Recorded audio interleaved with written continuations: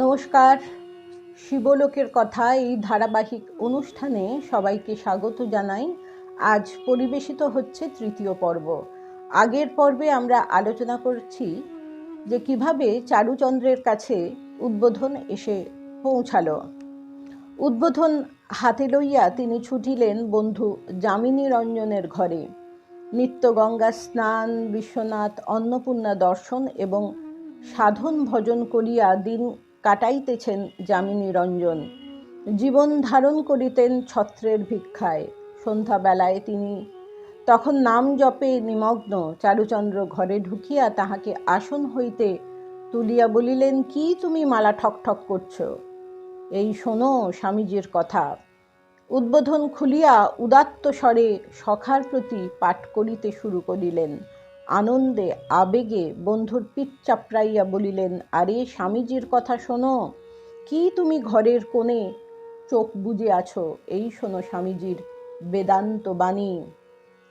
ওই যে সম্মুখে ব্যাধিপীড়িত বুভুক্ষ দরিদ্রদের দেখছ, ওরাই আমাদের ঈশ্বর, আমাদের নারায়ণ, আমাদের শিব।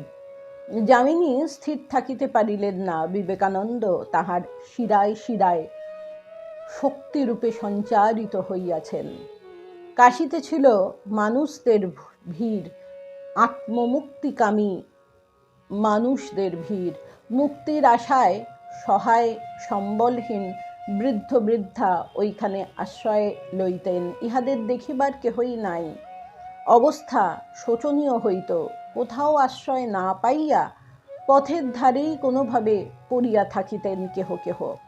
যামিনী রঞ্জন চারুচন্দ্রের মুখে সখার প্রতি শুনিবার ঠিক পরের দিন 13ই জুন গঙ্গা স্নান করিয়া ফিরিবার সময় এমনই এক মৃতপ্রায় বৃদ্ধাকে পথের ধারে পড়িয়া থাকিতে দেখিয়া সহস্তে তাহার শুশ্রূষা করিতে উদ্যত হইলেন। তিনি নিজে তখন সম্বলহীন কিন্তু উৎসাহহীন নহেন। যামিনী রঞ্জন নিঃসংকোচে নিজ হস্তে সর্বাঙ্গ মল মূত্রে লিপ্ত মৃতপ্রায় বৃদ্ধার দেহ পরিষ্কার করিয়া একটি রোয়াকে শোয়াইয়া দিলেন। 4 আনা পয়সা ভিক্ষা করিয়া তাহা দিয়া একটু গরম দুধ কিনিয়া বৃদ্ধার মুখে দিলেন। সে যাত্রায় বৃদ্ধার জীবন রক্ষা হইল। অনেক চেষ্টার পরে বৃদ্ধাকে ভেলুপুর হাসপাতালে ভর্তি করাইলেন। যামিনীর সহিত যোগ দিয়া চারুচন্দ্র, কেদারনাথ প্রমুখ যুবকেরা চাঁদা তুলিয়া হাসপাতালের ঔষধ পথ্যাদির খরচ বহন করিতে লাগিলেন।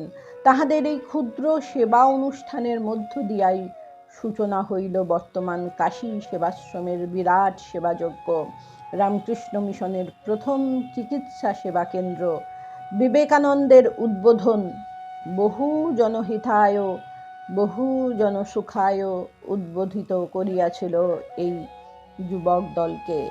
বিবেকানন্দ উদ্বোধন কাশী সেবাযজ্ঞ এক সূত্রে গ্রথিত হইল। যুবকদের এই সেবাব্রত আসলে কাশীতে জীবরূপ শিব সেবায় পূজার্ঘ দিবার এক নতুন পন্থার সূচনা করিল। শিবভূমিতে রামকৃষ্ণ মিশনের সেবা কার্যের স্থায়ী সূচনা এইভাবেই হইয়াছিল। পরবর্তীকালে কাশী সেবাশ্রমে শ্রী শ্রী মায়ের উপস্থিতি এবং সেবার্থে 10 টাকা আশীর্বাদী দান এই সেবাযজ্ঞকে আরও মহতী করিয়াছে। এই সেবাযজ্ঞ আজও একই ধারায় প্রবাহিত হইয়া চলিয়াছে। বহু সাধু সন্ন্যাসী গৃহীজন এই সেবাযজ্ঞে সামিল হইয়া ধন্য হইয়াছেন। এ কার্যের এক অপূর্ব দৃষ্টান্ত স্থাপন করিয়া চিরস্মরণীয় হইয়াছেন সকলের পরিচিত বনবিহারী বাবা স্বামী মুক্তানন্দ। সারা জীবন তিনি রোগীনারায়ণের সেবা করিয়া গিয়াছেন। শেষ বয়সে বিশ্বনাথ অন্নপূর্ণা দর্শনে যাইতে না পারিলেও সেবাটি ছাড়েন নাই। দর্শনে যাইতে না পারিয়া কোনোদিন দুঃখ প্রকাশ করেন নাই। দর্শনে যাইতে না পারিবার জন্যে কষ্ট হয় না জিজ্ঞাসা করিলে বলিতেন, এখন বিশ্বনাথ দর্শনে যেতে পারি না সত্যি, কিন্তু এর জন্যে কোনো দুঃখ কষ্ট নেই, কারণ এখানেই বাবা শিবের পুজো আমি করি। যেমন ধরো কোনো নারায়ণ ড্রেসিং করাতে এলে তার ক্ষতস্থানে স্যালাইন যখন ঢালি স্যালাইন ওয়াটার তখন ভাবি বাবার মাথায় জল দিয়ে স্নান করাচ্ছি। তারপর যখন মলম লাগাই মনে করি বাবাকে চন্দন লাগাচ্ছি। তারপর বিল্বপত্র দেওয়ার মতো করে গজ পিস রাখি। তারপর জপ করতে করতে ব্যান্ডেজ বাঁধি। এতে খুব আনন্দ তৃপ্তি পাই।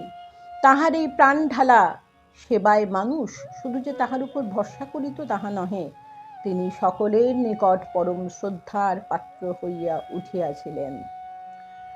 শিব অবতার বিবেকানন্দ প্রবর্তিত সেবাকর্মের মাধ্যমে এইভাবে স্বামী মুক্তানন্দ লাভ করিয়াছিলেন শিবের সান্নিধ্য। নমস্কার।